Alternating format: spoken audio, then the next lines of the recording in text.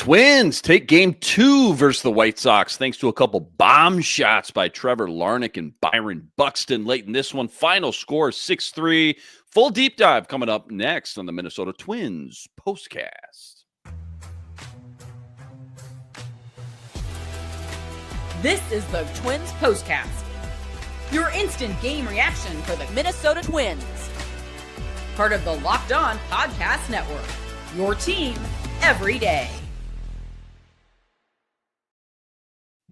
What's going on? Back in the lab, back at it. Another Twins postcast episode right here on the Locked On Sports Minnesota Network. Your team every day. Luke Inman at Luke_Spinman. I got my main man with me, Sweet Lou Hennesey. He's on X. Give him a follow at Sweet Lou MN, Twins expert over at Zone Coverage MN. Lou, I finally watched a game where the Twins bats didn't disappear in the second half, and it's funny the difference just that alone can make for this team, isn't it?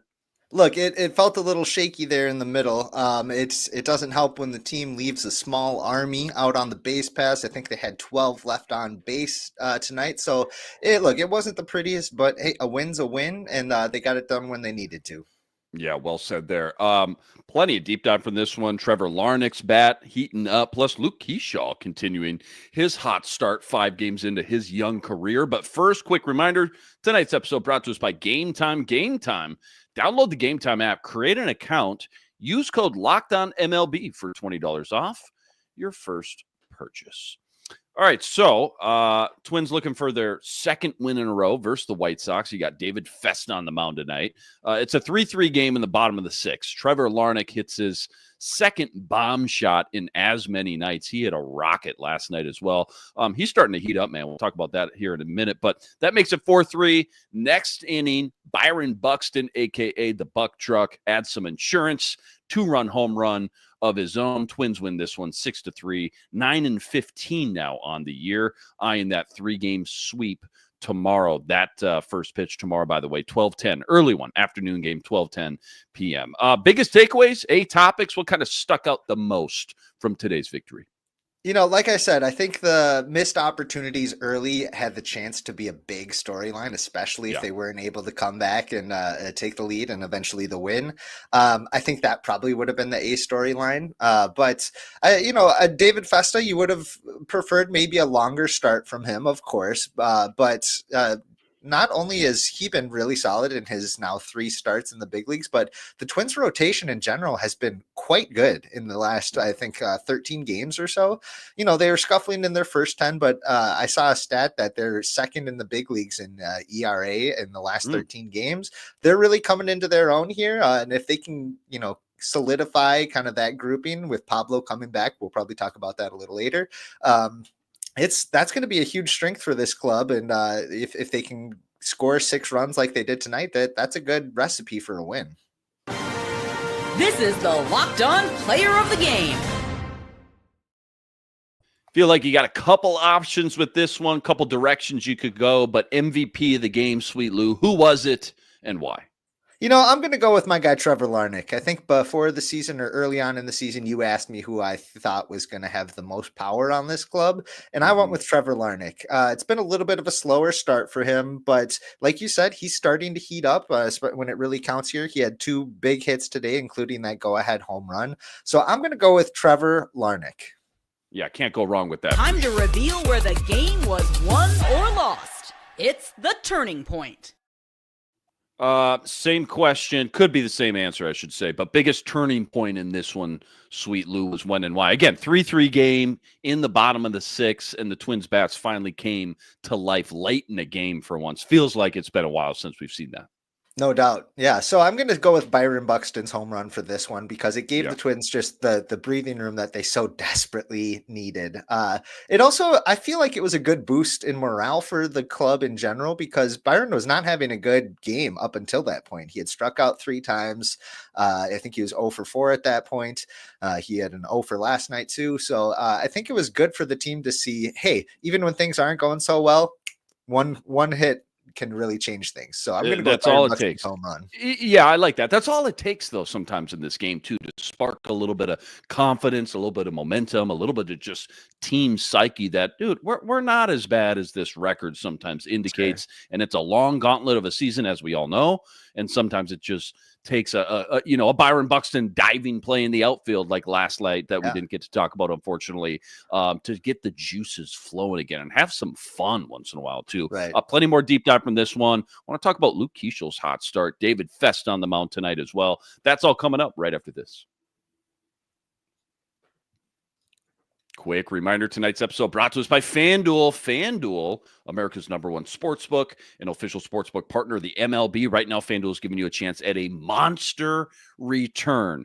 $250 in bonus bets guaranteed when you win your first $5 wager. And why I love FanDuel, when you get the hunch in the middle of the game, you can go check out the latest stats. You can view live play-by-play and so much more, all on the same page where you're placing your bets. Again, $250 in bonus bets guaranteed when you win your first $5 bet. Go check it all out over at FanDuel.com. Get on some MLB future action while you're there. Twins still plus 280 right now to win the AL Central. Pretty good value. All sitting up over at FanDuel.com. Again, check it all out over at FanDuel.com and get $250 in bonus bets guaranteed when you win your first $5 wager. FanDuel, America's #1 sportsbook, an official sportsbook partner of the MLB.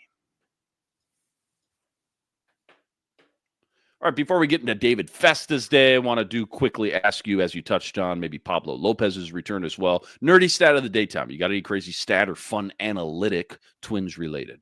I heard this from the Twins radio booth that Byron Buxton tonight, they actually talked about this right before his home run, ironically. He had a 3 strikeout game tonight. It was the 64th in his career. That places him second all time on the Minnesota Twins franchise list for 3 strikeout games. Like I said, 64, not something you really look forward to. Number 1 on that list is Miguel Sano with 104 of those games. And guess what? Number 3 on the list behind Byron Buxton, Harmon Killebrew. So honestly, you don't know what you're going to. It's kind of a mixed bag there. But I thought that stat was really interesting. And here's hoping that he doesn't have too many more of those. But if he does, maybe some power will follow, just like with old Harmon. A couple of great answers to an elite trivia question you can bust out at a dinner party for sure. A couple interesting names for sure in that group. David Festa was okay tonight, right? Not elite, not terrible though by any means. 4 innings, 4 hits, 2 earned runs, 3 walks, 5 Ks, only 84 pitches. How'd his stuff look? And big picture, how's this rotation been looking, I guess, without Pablo Lopez, and any update on Pablo Lopez as well moving forward?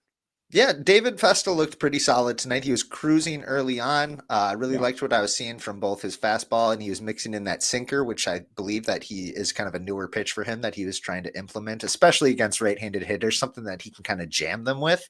We saw that early on at least once or twice, and I really liked the looks of that. So Festa was looking really good up until that, the 5th inning when he allowed the first 2 batters to reach, and he was getting up there in his pitch count.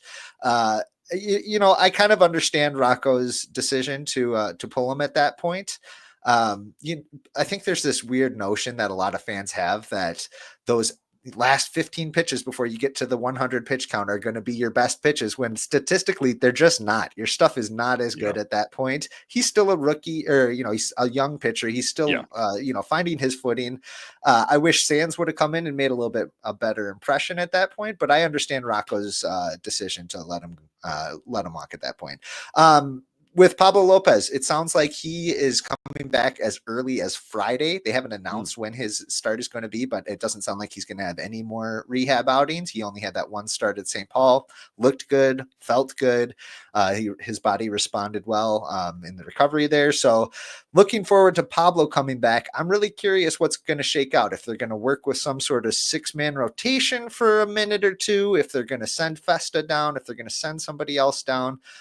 It's going to be interesting to follow. So keep an eye on that for sure. But Pablo Lopez returning will be a welcome development for what has been a pretty big strength for this club in the last couple of weeks. Yeah, for sure. And just side note, Friday starts a 3-game series versus the Angels at home. As of now, Simeon Woods Richardson penciled in for that Friday start in game Sure. one. Something to keep in mind for sure. A couple days ago, we sat on this show. We talked about Luke Keeshaw's debut. He went 2 for 4 that day with a ribby and a run scored. But dude, Lou, here we are almost a week later. He's 5 games in. I feel like the kid's still kind of cooking, right? Like, don't want to raise the bar like unrealistically, Right. unfairly for him, but I'm loving this guy, man. 1 for 3 tonight, run scored, batting in the 3 hole, by the way. Yeah. Batting 353 so far, and just like this speedy hustle glue guy, you just kind of love to watch run the bases anytime he's out there. Am I right? Like what's he bring to the table right now? Because it just feels like he's been a much needed spark plug right now until they get, guys like Royce Lewis back up in the lineup. No doubt. He's got an aura about him, it seems like, so far in just this Yeah. week. Fans are already falling in love with him. He's got this big physique. He's a prospect that did, it seems like, everything really well without necessarily a standout tool. So Yeah. that can sometimes go south, but also you Just can a ball see player. Just a he's a player. ball player. Exactly. Coach's kid. The coach's kid. Yeah. Exactly. No, but he's putting together some really professional at bats, some really good hard contact so far. He has been a shot in the arm for this offense that has desperately needed one. So here's hoping that he can just continue to make that decision harder by the time Royce Lewis comes back. We don't. If he can put the best impression that he can and make a case to stick around, that's going to be huge for this club. Yeah, 100%. Well said there. Don't go anywhere. Quick preview for game 3. Hopefully Twins busting out the brooms for the sweep versus the White Sox. Again, first pitch 12:10. But that's all coming up right after this. Quick reminder, tonight's episode also brought to us by Prize Picks. Prize Picks, America's #1 fantasy sports app, now with more than 10 million members to date. And for me and my money, it's by far the easiest. It's the most exciting way to get in on all the action while you watch your favorite sports and you watch your favorite players. It's so simple, too. All you got to do, you pick more or less on 2 or more player stats. You watch the winnings roll in. Baseball season officially here. Could be strikeouts, RBIs, home runs, stolen bases, you name it, they got it. Take your pick on more or less. Add them to your Prize Picks entry today. Plus, they now offer Apple Pay, quick and easy deposits into your account all season long. Download the Prize Picks app. Use code LOCKEDONMLB for $50 instantly with any $5 wager. Okay, game 3 tomorrow. Looking for the brooms. Chris Paddock on the mound. Again, 12:10, first pitch. What's the one thing you're most intrigued about for this matchup, for this game 3, after what you've seen from this lineup, I guess, from games 1 and 2? I'm curious to see how far Chris Paddock can go tomorrow. He's been trending in the right direction, which is very promising. However, we've said that before with him, and he's laid an egg, and he's had a harder time. So I'm excited to see how far he can go, especially because this bullpen is going to maybe need him to eat some innings here. Duran last night threw like 35 pitches. He might not even be ready for tomorrow yet. Maybe he will. We'll see. Griffin Jacks, I think, is pitched in back-to-backs now. We saw Brock the Glock Stewart tonight. We saw Danny Coulomb. So we'll see. We'll see who's ready and available tomorrow. Should the Twins have maybe a slim lead or a tie game going into the 7th, 8th inning, something like that. So I'm intrigued to see how they map that out. This is what you'll be talking about. All right, this team's 9-16 on the year, 9-15, 6 games below 500. They have won 2 in a row. Looking for the brooms tomorrow. Obviously, you want to take it. You need to take advantage of playing these below average ball clubs, lower tier ball clubs like the White Sox. Angels coming up. I know Cleveland series is coming up right around the corner as well. But what as of tonight, right? What's the water cooler talk after this game 2? What should people be texting in the Twins group chats tonight and tomorrow morning? Look, they got to make it 3 in a row tomorrow. They have not won 3 games in a row since August 17th of last year. They need to break that streak if they are going to dig themselves out of this hole. There's no team I would want them to do that against besides the Chicago White Sox. They need to make it happen tomorrow. Well, what else is going around the league? Last one here, almost a month into the season. Still a kind of a small sample, I guess, in the big scheme. But what surprised you the most? Maybe one good, one bad. Give me a team or a specific player even. I don't care. Okay, I'm going to go with, for the good, my eyes have been on the Washington Nationals. They've got two super exciting young outfielders in James Wood and Dylan Cruz, who are both, top prospects. They've got massive prospect pedigree, huge power bats. The Nationals have not had a great couple of years, but I think they are going to turn things around quickly if they have those two cemented in the middle of their lineup. So keep an eye on the Washington Nationals and James Wood and Dylan Cruz.